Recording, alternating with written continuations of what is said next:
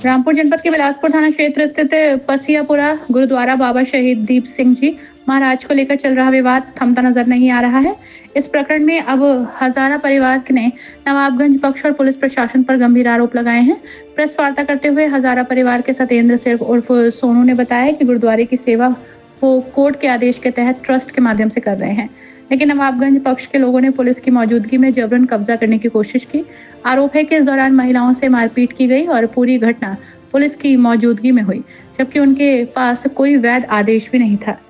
हजारा परिवार ने स्पष्ट कहा कि ये पूरी कार्रवाई कोर्ट के आदेश की अवहेलना है और इस मामले को लेकर उन्होंने रामपुर न्यायालय में कोर्ट ऑफ कंडक्ट की याचिका दाखिल की है। यतेंद्र सिंह ने कहा कि उन्हें न्यायपालिका पर पूरा विश्वास है। हजारा परिवार ने प्रशासन से मांग की है कि नवाबगंज पक्ष के लोगों के खिलाफ सख्त कार्रवाई की जाए और गुरुद्वारे में शांति व्यवस्था बहाल की जाए।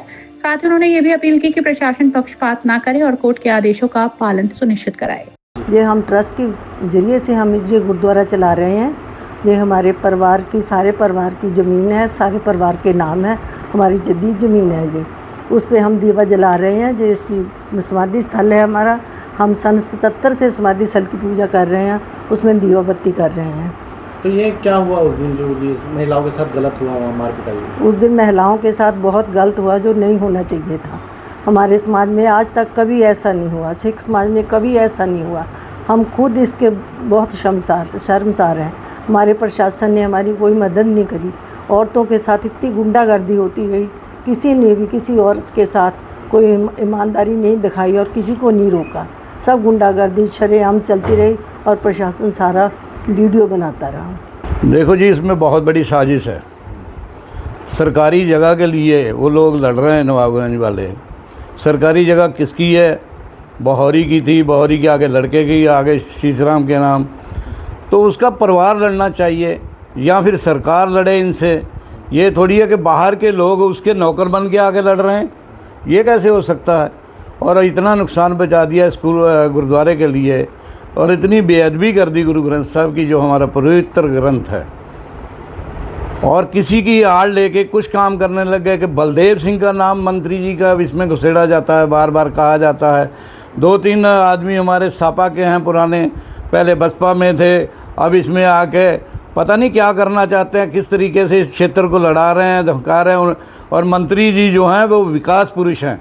उन्होंने बिलासपुर के लिए इतना विकास किया है, आप सब जानते हैं। कोई रोड नहीं छोड़ा, कोई पुल नहीं छोड़ा, आने जाने के रास्ते उन्होंने सही करे हैं, स्कूल सही करे हैं और चीज़ें करी हैं। बार बार उनका नाम लिया जाता है और मंडलायुक्त का नाम लिया जाता है। मंडलायुक्त हमारे कब्जे में है, मंडलायुक्त ने हमें ऑर्डर दे दिया, मंडलायुक्त ने ये कर दिया।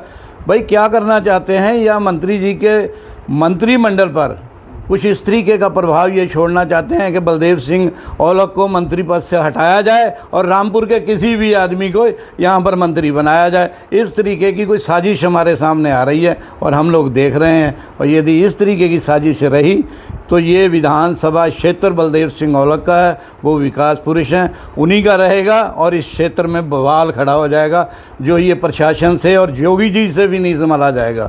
क्योंकि योगी जी की सरकार, जिसमें महिलाओं का इतना सम्मान, और यहाँ हो रही है महिलाओं की बेइज्जती और गुरुद्वारों की बेइज्जती हो रही है। और गुरुद्वारे का वो इतना सम्मान करते हैं कि बहुत ज़्यादा। बाल दिवस गुरु गोविंद सिंह के बच्चों का उन्होंने मनाना शुरू करा है। और हमारे यहाँ देख लो, कोई ऑर्डर नहीं, कोई कुछ नहीं। सरकारी ज़मीन का एक हवा बना के नवाबगंज वालों ने कि जी उसने शीशराम ने हमें दान दे दिए। सरकारी ज़मीन दान नहीं होती। दूसरी बात, हम कुर्ती की जो हमारे ये कुर्ती पहन लेते हैं बाबा लोग, हम उसकी बहुत कदर करते हैं, पैर छूने तक उनके जाते हैं।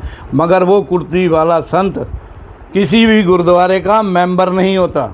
वाहेगुरु जी दा खालसा, वाहेगुरु जी दी फतेह।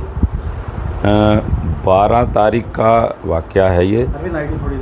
12 तारीख को लगभग 10 बजे धारा 144 भी लगी हुई थी। प्रशासन को इसकी सूचना भी दी हुई थी।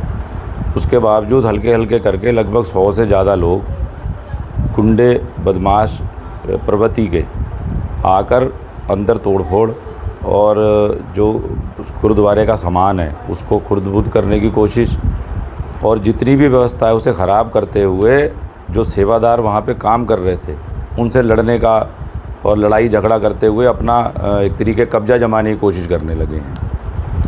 सारी प्रबंध सारी व्यवस्था गुरुद्वारे के रजिस्टर्ड ट्रस्ट द्वारा चलाई जाती है, जिसका नाम है गुरुद्वारा बाबा दीप सिंह सेवा स्मारक ट्रस्ट। जो ये एक रजिस्टर्ड ट्रस्ट है और जिसके द्वारा सारी व्यवस्था वहाँ की ट्रस्टी सतनाम कौर द्वारा चलाई जाती है। ये लोग कहाँ से आए, किसके कहने से आए, वो चीज़ें हल्के हल्के क्लियर हुई जब इन्होंने माइक पे मुरादाबाद मंडल के अधिकारी, कोई हमने सीएम को मतलब माननीय योगी जी को इन्होंने कोई प्रार्थना पत्र दिया है, उसकी जांच इन्होंने बताया कि मंडलायुक्त से कराई जा रही है और मंडलायुक्त ने ऑर्डर कर दिया है, ये बता रहे हैं। और उसी की आड़ में ये लोग अंदर आकर कहने लगे कि उस पर ऑर्डर हो गया है और हमारा कब्जा हो गया, हम कब्जा कर लेंगे। तो ये चीज़ करते हुए अब बाकी आपने सबने उसमें वीडियो में देखा किस तरीके से लड़ाई झगड़ा और सारा कुछ उन्होंने करा। लेकिन ये सारी व्यवस्था एक रजिस्टर्ड ट्रस्ट द्वारा चलाई जाती है। गुरुद्वारा 57 नंबर और 52 नंबर पर एक भूमिधरी ज़मीन पर बना है, जो हमारे परिवार की रजिस्टर्ड एक का की संक्रमणीय भूमि है, जिसको ये विवादित बनाकर उसका कब्जा करने के प्रयास में नए नए तरीके अपना के ये चीज़ करना चाह रहे हैं।